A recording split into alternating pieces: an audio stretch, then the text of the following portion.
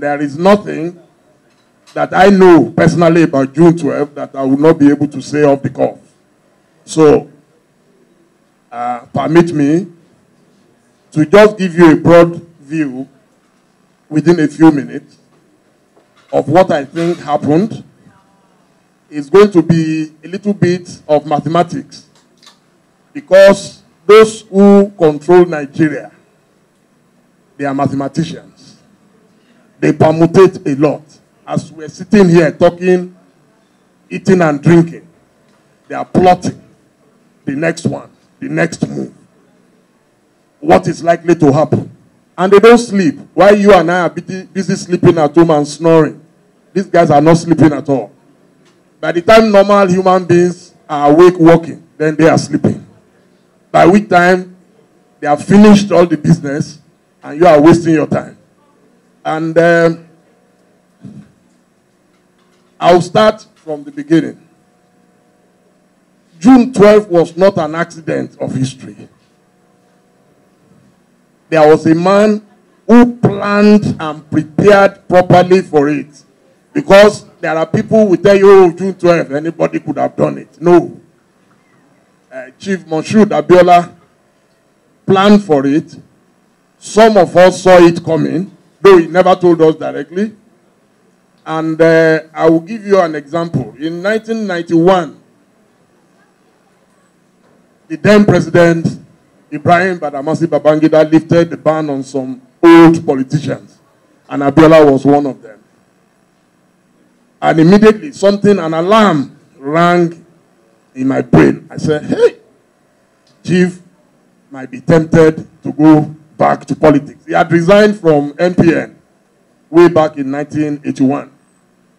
And he said he would never come back. But I knew the way he was moving, meandering his way, navigating his way through the labyrinth of political wilderness in Nigeria. There was no way he would not come into it. So I wrote him a letter on December 20, 1991.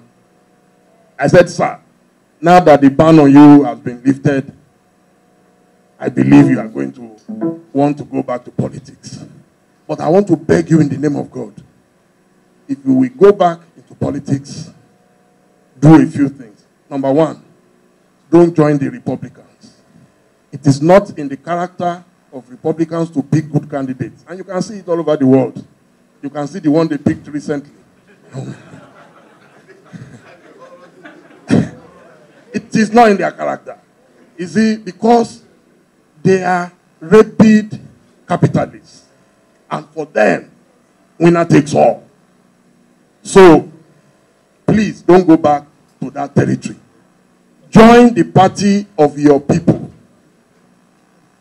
And then, please try to pick a good northern Christian to back you up because you are a Muslim. That was my own reasoning. At that time, we didn't have telephones like today. So he said he should go and bring me over to the house. So he was hosting the Super Eagles at the time. And that was the day he announced to the whole world that I'm his adopted son. I will never forget that. And after the hosting, then we went upstairs. We were having it in the committee room downstairs. Then he asked me, so why did you write this letter? I said, very simple, sir. What they did to you in MPN, they told you to get lost. With everything you did for them, you were the one funding them, doing everything. I said, if you go to NRC under any condition, you will never win their ticket. So they would have disgraced you a second time.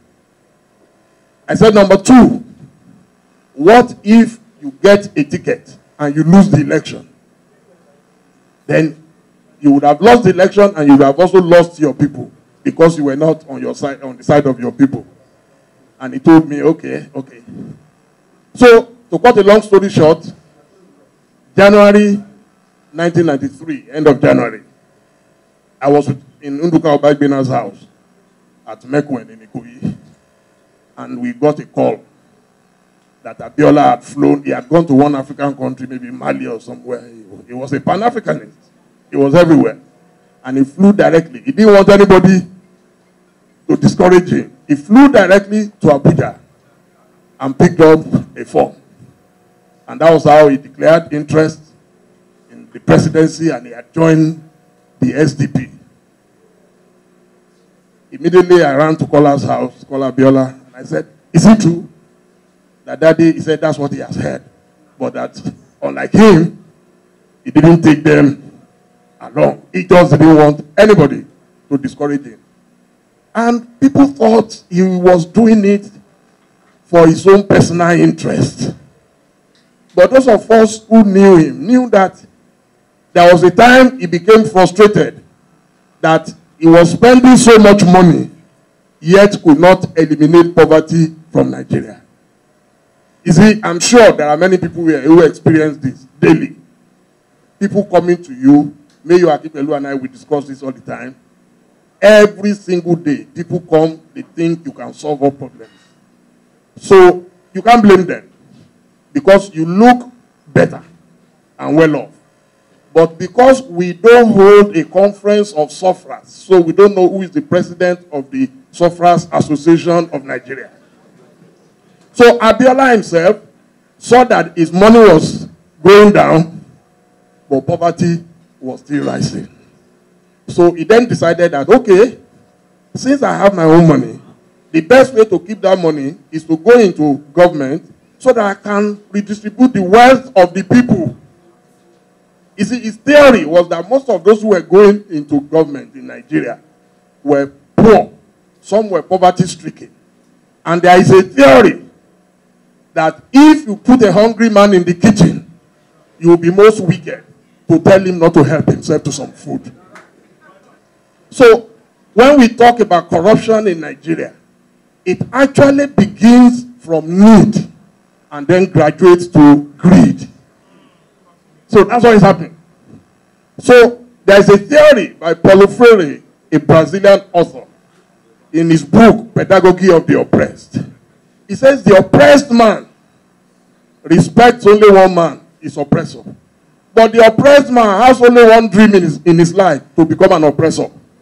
That is why when our leaders come from that group of the lumpen proletariat, so what they do is to go in, and the first thing they want to do is to grab. And people don't hide it. You have to let people know that, yes, I've stolen your money. Then you build a mansion. You marry a new wife. Your old wife suddenly becomes ugly. And so, a man like Abiola thought the best thing to do. Abiola was a cleaner version of Donald Trump. Abiola respected everyone. Abiola had kind words for everyone. In front of his house, whether he was home or not, people were waiting for him to come.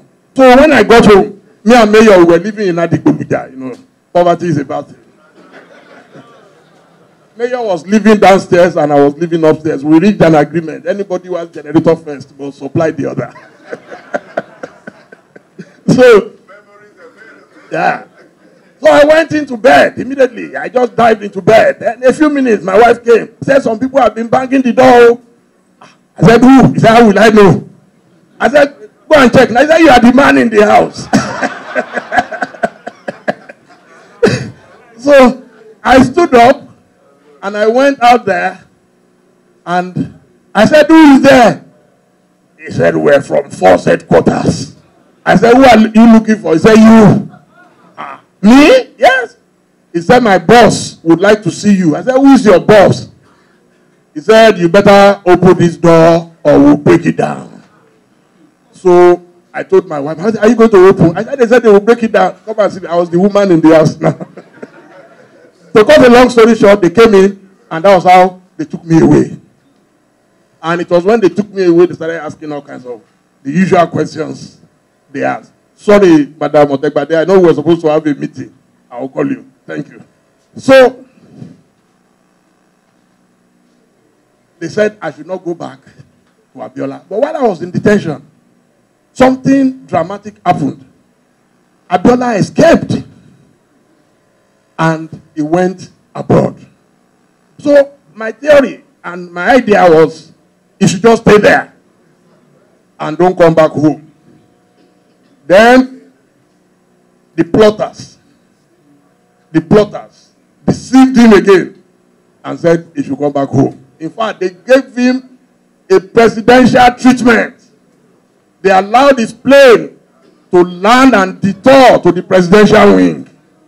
He was standing in an open jeep, everybody waving all the way to his house. These guys. To cut a long story short again, so we realized that they were lying to him. So Abacha did his coup, and immediately he did that coup, we knew we had been swindled by 419ers. The speech they agreed to read had been changed, and Abiola was livid. So on Saturday, the coup happened, I think, November 17, 1993. It was a Thursday. So by Friday, so that night, Abiola had to disappear to somewhere, and then he re-emerged on Saturday. So on Saturday, he had a gathering of a few people. I remember them. I think most of them are dead now. There was Prince Adetono, Chupo, Adetono. There was Alaji Dele Olukoya, and there was Professor Agbala Jobi, Femi Agbala Jobi. They were there. Then there was Yabo Abuaba, Dr. Doyabiola's sister, and I was there in his study. And Abiola said, I'm going to issue a statement and fight Abacha. Everybody in the room, one by one. Sir, you can't fight, oh. You cannot fight, oh, because you fought Babangida, he left. You fought Shonekan, he left. Now you want to fight this one again. In fact, someone there suggested that Abacha was a Democrat. I'll never forget that night. And Abiola said, have you not been reading Abacha's speeches? They didn't know that the packagers were already packaging Abacha in readiness for power. So he was talking like a Democrat until he got power. So Abiola said I should go and look for a few of the Abacha speeches for him. Mercifully, I went to tell and we were able to get some. So I brought it Sunday morning to the house. When I got there, the security said he was having his breakfast at Dr. Abiola's apartment. So I went there to see him. Then he said, I'm eating. Wait for me in my apartment. So I went back. When he got back, we went into his bedroom. Then he turned to me. Dele, have you heard? And in Nigeria, when a statement starts, have you heard? Then the bad news is about to be released. I said, heard what? I said, no one has died. He said, no, this one is worse than death. Have you heard that Baba Gana Kingibe is leaving on? Your vice president, leaving you to go where? He said, the man is gone. I said, it's not possible. I said, the man is gone. Have you heard that Ebenezer Abatokwetu is going? I said, then who is remaining? Alaji Jakode going. The master planners, don't joke with those guys. They knew all the guys to target, and they knew the weak points. The weak point was, look, if you don't take it, others will take it. That's Nigeria.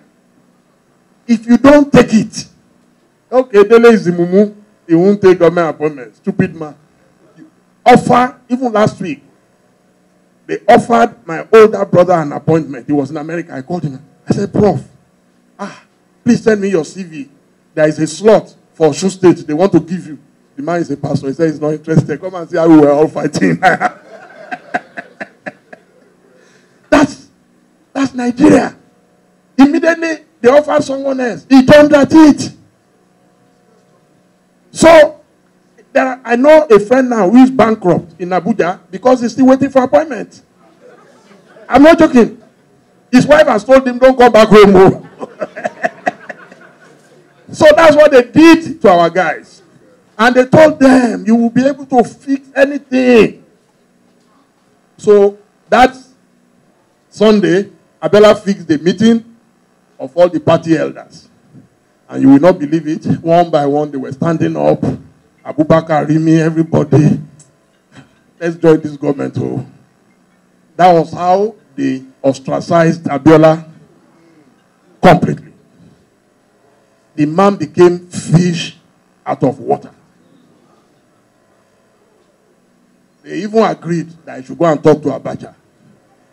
But they were supposed to go, there was a heavy rainfall, so he couldn't go. So he went with Tinubu. That's the picture you see around till today of him and Tinubu visiting Abacha. Of course, when they got there, our NTA, God, NTA, they were part of it. So they got Abacha and Abiola, we call it photo opportunity. They took plenty. By the time they sent those pictures, those images out, we knew it was over. So others now came and said, no, we have to fight, we have to. Before we knew it, Abiola was himself in detention for declaring himself president. They captured him. The day they captured, okay, I must give you that drama as well. He had gone into hiding for 13 days. And he was about to come out somewhere in Surulere. It was in, the man is dead now, so we can talk. Senator Wahab Dosumu's house. So, myself and Prince Demola Dele, we begged Chief of blessed memory, Egbon. He suffered for that thing. We begged Abiola, don't get captured. Then, our Babas in Nadeko, we were naive, said, no, we must do the Iranian style. And what was the Iranian style? If anybody wants to capture the Ayatollah, there will be millions of people surrounding his house so that you cannot capture him and America cannot bomb him out of existence. They said, so we should get all the Iyalama to be cooking amala and begiri and get the Fuji musicians inside Abiola's house so the police will not be able to catch him. So we left Senator Dosumu's house in a convoy, drove to somewhere around Shita playground, and then Abiola addressed the rally. Then we went to his house. When we got to Toyin Street, it was in Ademola Adeniji Dele school. There was one man they had imported for us from Ikiu or somewhere. It was a juju man. He was standing on the right. He said, nobody can catch Abiola. If they call, we will release honeys and peas.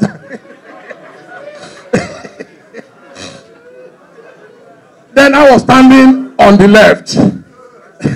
By the time we got in front of Water Park, before turning into Moshood Abiola Crescent, the first person to panic was the juju man. We saw a sea of police men in front, armed to the teeth. The juju man asked Chief, are they waiting for us?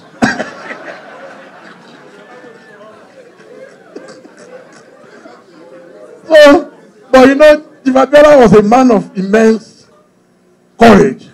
He told the juju man, you could see panic on the man's head, don't worry, I am their commander-in-chief. So we drove, and of course the alamalas were there, and everybody eating. But you know Nigeria, we have no history of enduring hardship. As soon as they finished the amala, everybody went home. So, myself, I had not changed my clothing in 48 hours, so I went back home. And I told Chief I was coming back. So I came back around 9 o'clock, by which time the security agents had surrounded his house. So I couldn't enter. I had no telephone at the time. I went somewhere on Allen Avenue. There was a business center. We all used to go to make phone calls. So I went there and I called Chief's house from there. And when Chief picked the call, he said, Dele, and this is the last thing he told me ever. He said, Dele, go back home to your wife. They told me they are coming to pick me up at 1 a.m. But I don't think Sonny can try it. Oh. That was the last thing he said. He never believed anybody in this country would do that to him after winning the election. But they captured him. and took him away. And so from Lagos, you can imagine a man of Abiola's stature and status being captured and being sent to the Gulag in Nigeria. They took him to Gashua. Gani had been a veteran of Gashua prison, and I knew how that place messed him up big time because it was very close to the Sahara, to the desert. So that's where they took Abiola. So when he got there, he managed to get a police officer. He smuggled out a note to a few members of the family, and in one of the notes, he wrote that I should come disguised, I should have my recorder and a camera. And I was looking forward to it. So Dr. Doyin Abiola and I were planning it. On my way to the airport, so I joined Dr. Abiola that in case anything happened to me, then they will know how to organize. Then she told me they had moved chief. And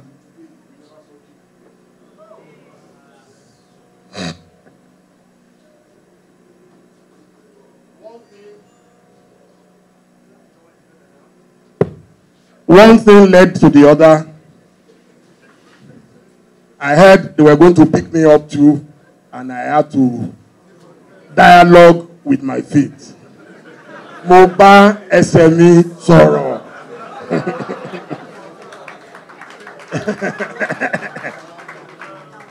One foolish boy a few days ago attacked me. Like, why did you run away? I said, you cannot understand. You cannot understand. So I ran away anyway, and they accused me of being one of those who were running Radio Freedom. I didn't know anything about it, but after running away, I joined them. Because, I mean, a man who is down fears no fall. So I joined them, and we were, the only thing we had was that, the power to talk.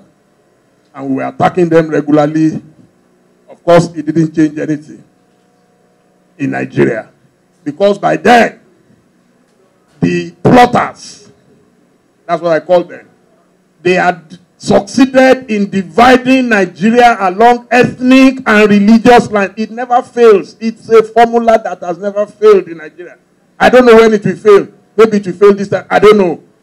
But once they want anything, just say this one is an Igbo man, this one is a Isoko man, that one is Isoko man, then everything will evaporate. So, honor, Nigeria will continue crisis. Thank you very much for listening to me.